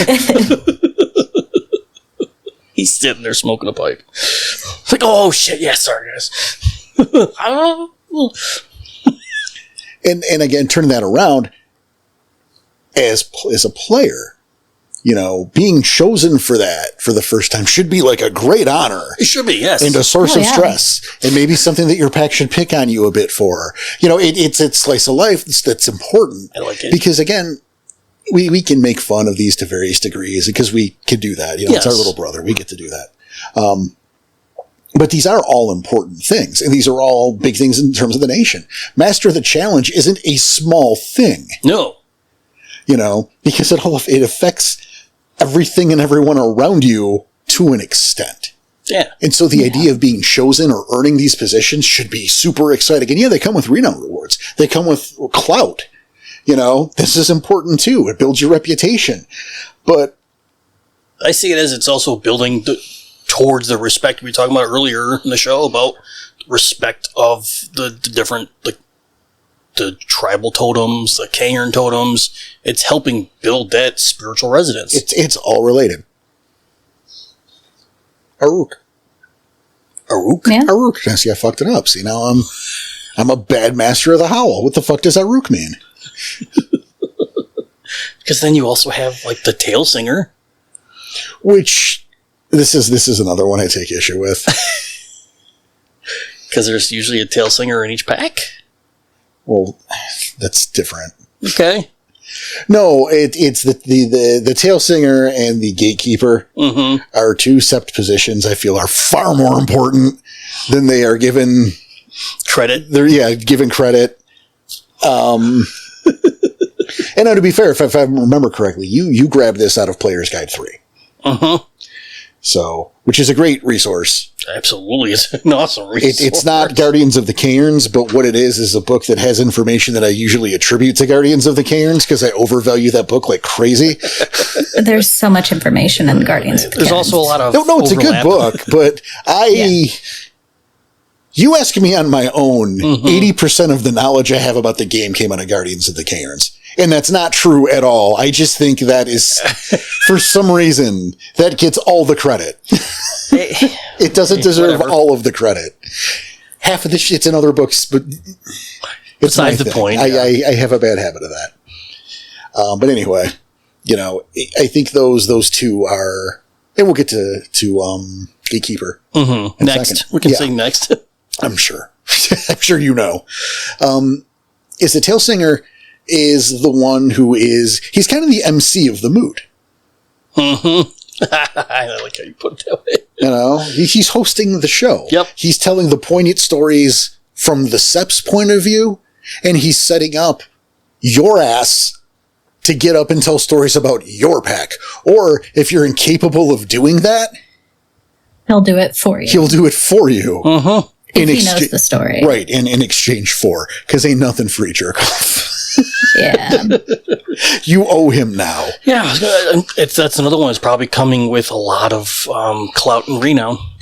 Well, and also needs a lot of charisma. Oh, yeah. Mm-hmm. I feel like this one leans really heavily into the Galliard. Oh, absolutely. Time. Big time. You know, the ability to work the crowd is so important. You know, it's you don't want a boring mood or a bored crowd. And that goes to, you know, if you don't have if your pack does not have the tail singer, that's okay, because you should be out there. Your galliards should be doing it themselves. Storytellers make your galliards, probably, if at all possible. Have someone do it. They'll thank you for it after the fact.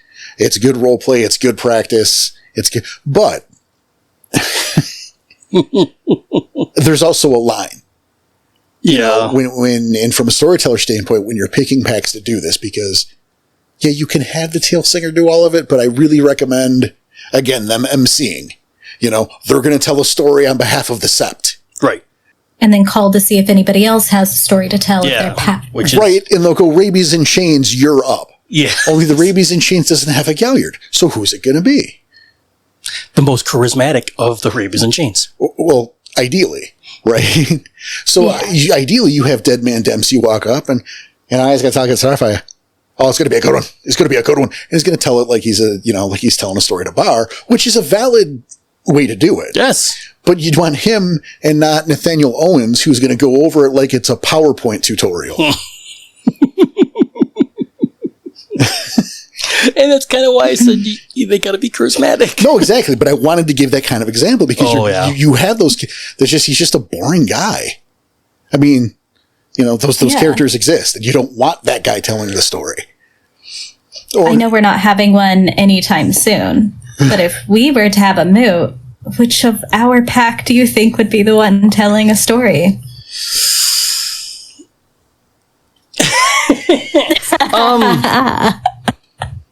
I don't remember where I saw it, but I want to say if the pack does not have a galliard, its next responsibility is the Philodox.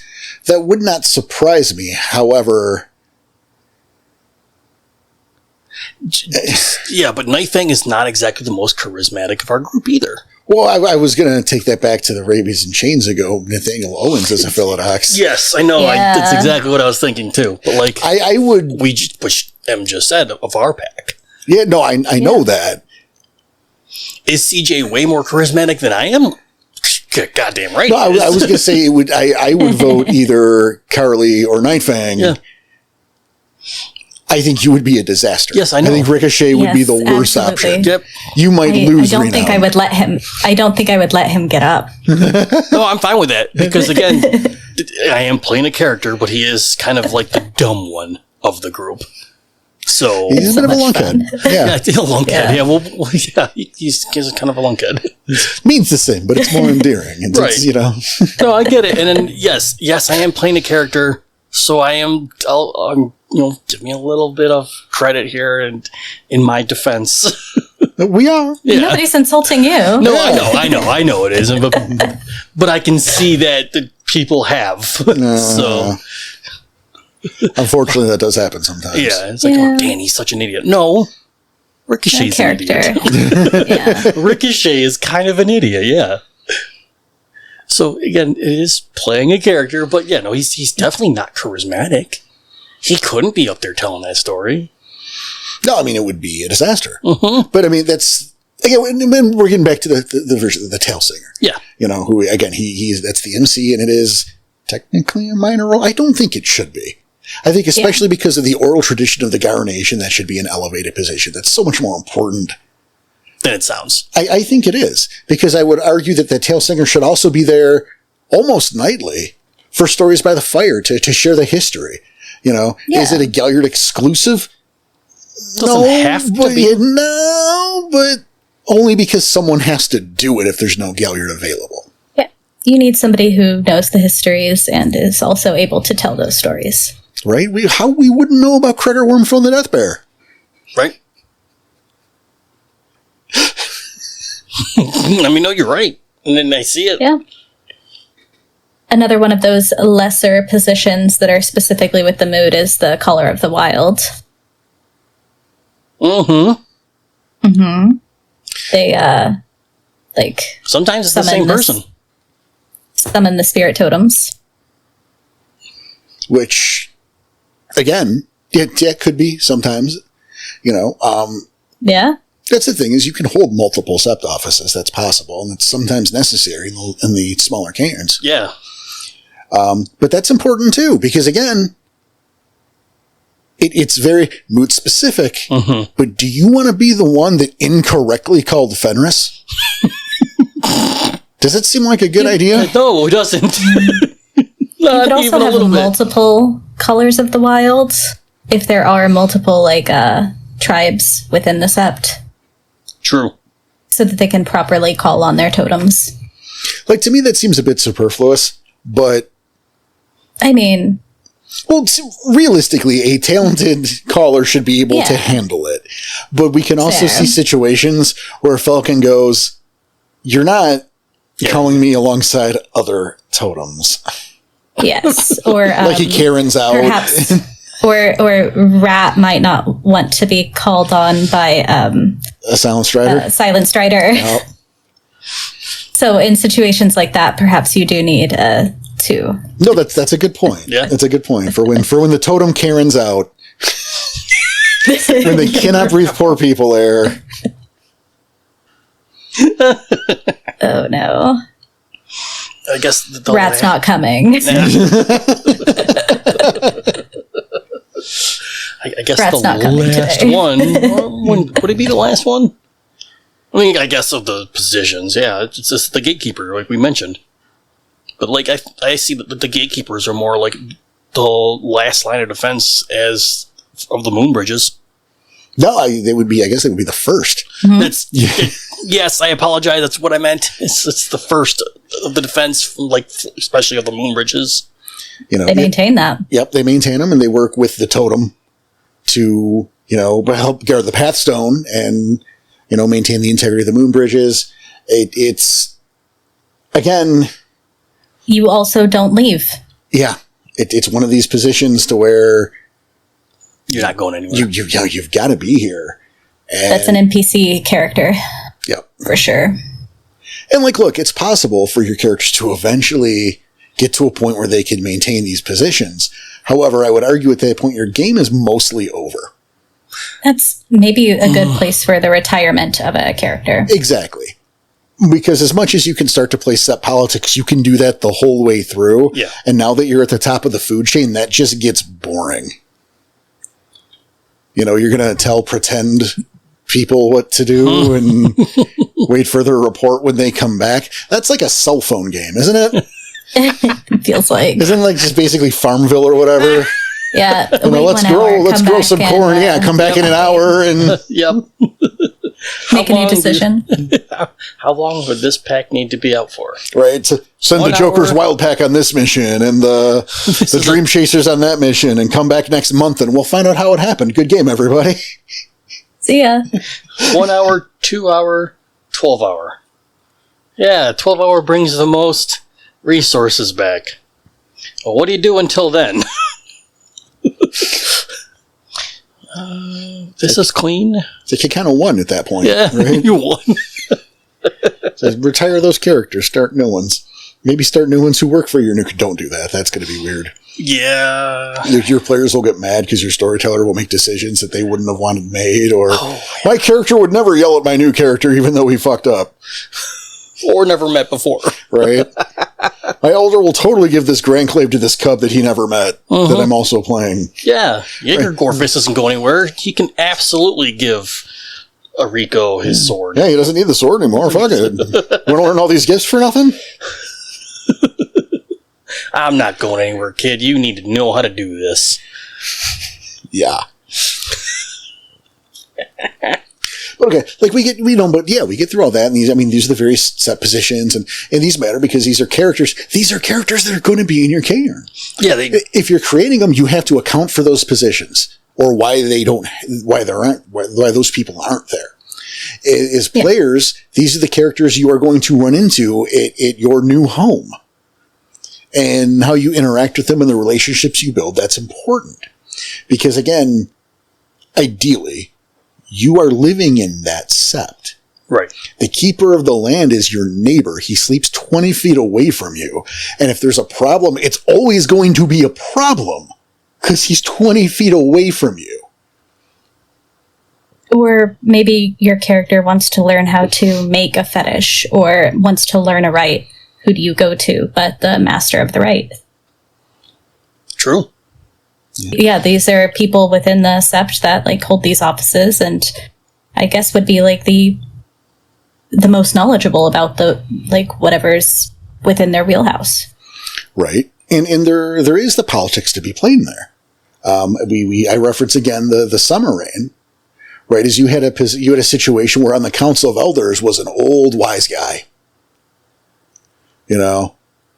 old school classic. Wise guy. And then meantime, in the lead guardian pack was a corporate wolf who in the setting of the game, he's about at the peak of their power in the tribe. So now you have the glass walkers in that sept in this weird position. Because there are two, right, who are they going to ally with? Because you can't get close to one without pissing the other off. Uh-huh. Do you want to get the younger mentor who's maybe more your age, maybe more on the cutting edge of technology or where the tribe's going, and piss off the elder? Uh-huh. Or do you want to ally with the elder who may or may not have power for very much longer while missing your opportunity to advance with, the hot new thing? Yeah. That's a tough decision. And things like that can happen. You can have elders that disagree, or people who hold sept positions that disagree. Maybe the caller of the wild and the tale singer hate each other. Oof. Well, I guess it's some tension in the moot. Oh, there's definitely tension, but I guess that kind of helps with the because it's not really the last position, but there's the other position again, going back to the moots of the truth catcher. Oh shit! I forgot the truth catcher. My bad. Which, yes, it's exactly what it sounds like. If there's any stories, he's the one if someone's lying, but he's also the one who's going to probably settle the disputes of any kind of confrontation. Okay. So before there's a fight, he's probably going to step in and settle that. But I think if there were two stories that perhaps contradict each other, he would be the one to settle that. Yeah. I've always found the importance. I always felt the truth catcher is kind of one of those unsung heroes. And in my games, at least, if you were at a moot and you are speaking, there is a Philodox running truth of Gaia. Yeah. It's the truth catcher for sure, but maybe some of his agents too. Just running it. Because the second you say some bullshit that's untrue, there ain't no stolen valor in the Caern Nation. That happens, it's not gonna go well. No. You will be torn limb from limb. I imagine there's some severe punishments for something stupid like that. Well, the Caern Nation, the Caern are known for being mild-tempered and even, they really, they're very generous. Oh, yeah? And, cool, calm, collected. Oh yeah. They're really soft on crime. Wow. And they're quick to forgive any transgression or punishment. They're totally, they don't mind. So it's actually the Caern Nation was based on Jamaican culture. I don't believe any. No problem, man, is actually it's the official motto of the Caern Nation. Is no problem. No problem, man. So when you just make up shit for a moot to get renowned, it's fine. It goes over super well. The truth catcher's there to catch it. Yeah. Right, and again, but they're probably going to settle any of those disputes, any of the controversies, or just a flat-out confrontation. So they will settle the dispute. You know, that's not how it happened. It happened this way. Well, the truth catcher will get to the fucking bottom of it. Yeah. This is the job. It's a big one. And, I love that idea of someone dumb enough to cross an entire sept? An entire sept during a mood. Yeah, we're going to stand up there and lie during a mood like no one's going to fact check this in real time. There's a gift. It's a level 1 gift, for fuck's sake. Yeah, it really is. But I guess, when we're talking sept positions and oops, you've got the worm foe. And it's a twofold position. I mean, during the moods, the worm foe is there specifically to lead the revel, which to me is kind of a nothing. Yeah. Anyone can do that. In worm foe, personally, it doesn't sound. It sounds way more important than the guy that gives someone a wedgie to start the revel. It sounds like that's going to be like the war effort, the leader of the war effort. It sounds like this is, hey guys, it's time for battle. Worm foe position is going to tell us what's going to happen next. Sounds like you're working under the warder. Well, that's the other thing, right? But you got to start with the first one, because are you kidding? Right. Okay. Mm-hmm. Big man gonna sucker punch someone to start the fight at the end of the thing. You just someone dislikes someone else enough to do that without that could a special. Be anybody. Right. You don't need a special title for that. Just be irritated a little. Uh-huh. No, but at the same time, they're also responsible for the coordination of Paxeth and the Caern once something happens. And really what that turns out to is they're kind of the junior warder. They're Johnny on the spot. Okay. The worm foe is the guy that Kasai looks at. Whiplash is the worm foe. I can see that. I can see. So why the shit's going down and Kasai is coordinating, the defense of the Caern, because holy shit, there are packs of spirals and a goddamn thunderworm in the front lawn. You're in charge of what we're doing outside of the Caern.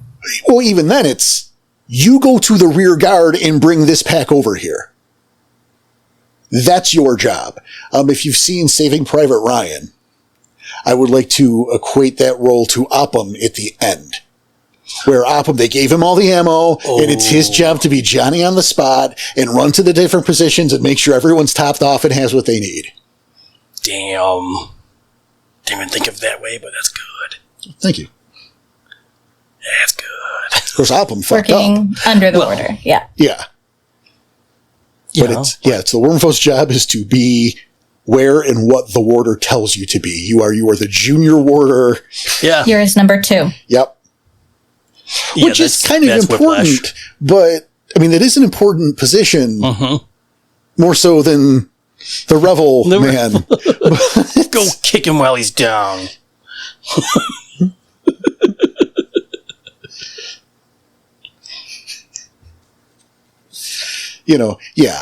That's it. The worm foe is essentially Warder's number 2. Yeah, the junior warder.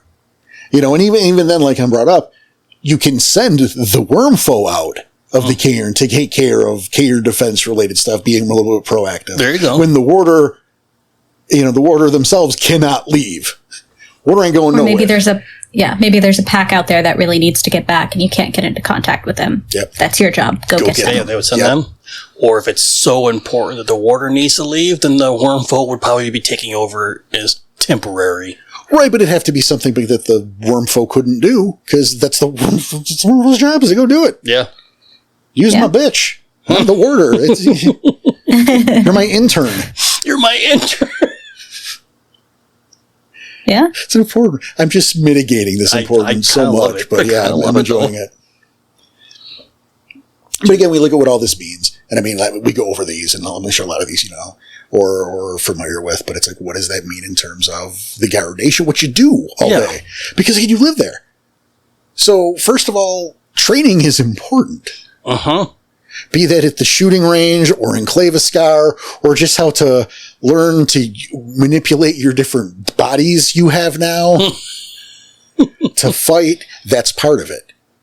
The upkeep, both physical and spiritual, of the sept is part of it. Yeah. What does a guy do all day? Well, you're learning right now. Yeah, these different positions, these are the different things that you're still doing day to day.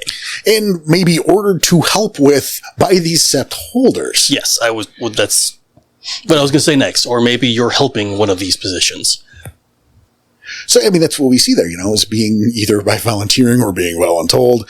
You have these people out there who are like, well, my character is like, you don't have a job at Home Depot because you probably don't have a valid social security number and you don't have a diploma and your face is probably in a milk carton somewhere. And also you have technically like 3 jobs. Yeah. You can't train for 4 hours and then run a 6-hour bond shift and then go on like actual patrol and then do your shift at McDonald's, not kill anybody somehow. I was just going to say, and still not be able to kill anybody. And then you get to go home and take the pooper scooper around the park to make sure and then trim these hedges so this spirit won't be pissed at this spirit. And being a Garu is it's like 5 full-time jobs. Mm-hmm. And you essentially live a little longer than the rest of the normal human life. Yes, that's the good news. You get to do this a lot longer. Yeah, because you get to do this longer. Or you get murdered in battle. If you're lucky. I mean... That's kind of it. If you're lucky, you're murdered in battle. And such is life in a nature-worshipping murder cult. Yeah. It's just fun to Love say. it. Yeah, you're right. I like how it's been used by other people. No, it's been adopted pretty hard, which is great. I mean, we've been saying it since Jump Street. I was starting the podcast, and I have seen others use it, so it's like, yeah. It's a great way to describe it. I mean, it hits the nail on the head, right? Now, that said, do you guys have anything you're feeling? I know we're running long. Yeah, a little bit, but no, I mean, I feel like we covered a lot of the different positions there, yeah. And again, we've done Sept Living episodes before, but those are early episodes, and we're a lot better at it now. See, we say this, but what happens when we reboot and erase the entire backlog out and suddenly? Oh God, don't do that. That would suck. Could you imagine? No, I can't. I don't want to either. I think about it sometimes. Oh, it hurts my brain. This is episode 1 all over again. What up? Oh, that hurts my brain. We put a lot of effort into this. Why would we do that? I'll tell you off air. Because we're good at it now. Or we're better at it now than we were back then. How about that? No.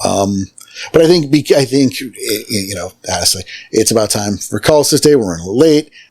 Shame on CJ for getting fired for a week or 2. Stop He's being recovering. Sick. Yep.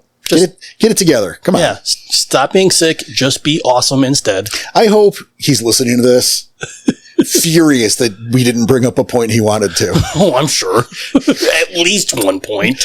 I hope he's like, I had such a better story than that, you prick. I can't believe. I hope he's so mad. Take that. No, get better, buddy. And that is going to be our time for today. Danny, as always, thanks for being a part of this. Absolutely. You as well. Yeah, nice to be here. And I want to thank you guys at home for listening and indulging us with our nonsense. Yes. Thank you all. It's always a pleasure putting on the show, but it's an even bigger pleasure knowing that we're entertaining other people. And as always, if you want to help out the show, you can go visit our Ko-Fi. It's ko-fi.com/rage across the internet, where you can feel free to donate to some of our various tiers, get in on some of those rewards. You can also make a donation all on your own. And again, that helps us pay for the bills, keep things, keep a little war chest just in case something breaks, an occasional dinner. And hey, we also have a book that I'm working on that funding can help. Yeah, funding will definitely help. Gotta pay some of those, gotta pay some people. Maybe. But you can get all that information, that on the Ko-Fi, that on our website, rageacrosstheinternet.com. .com. Which also in our forums has a link to our Discord, which great time, great people. Oh, yeah. But awesome community. That's it for now. And so, once again, we want to thank you so much. Please take care of yourselves and take care of each other. Remember, we're all in this together, even when it seems like we're not. Thank you so much for listening, and we'll see you next time.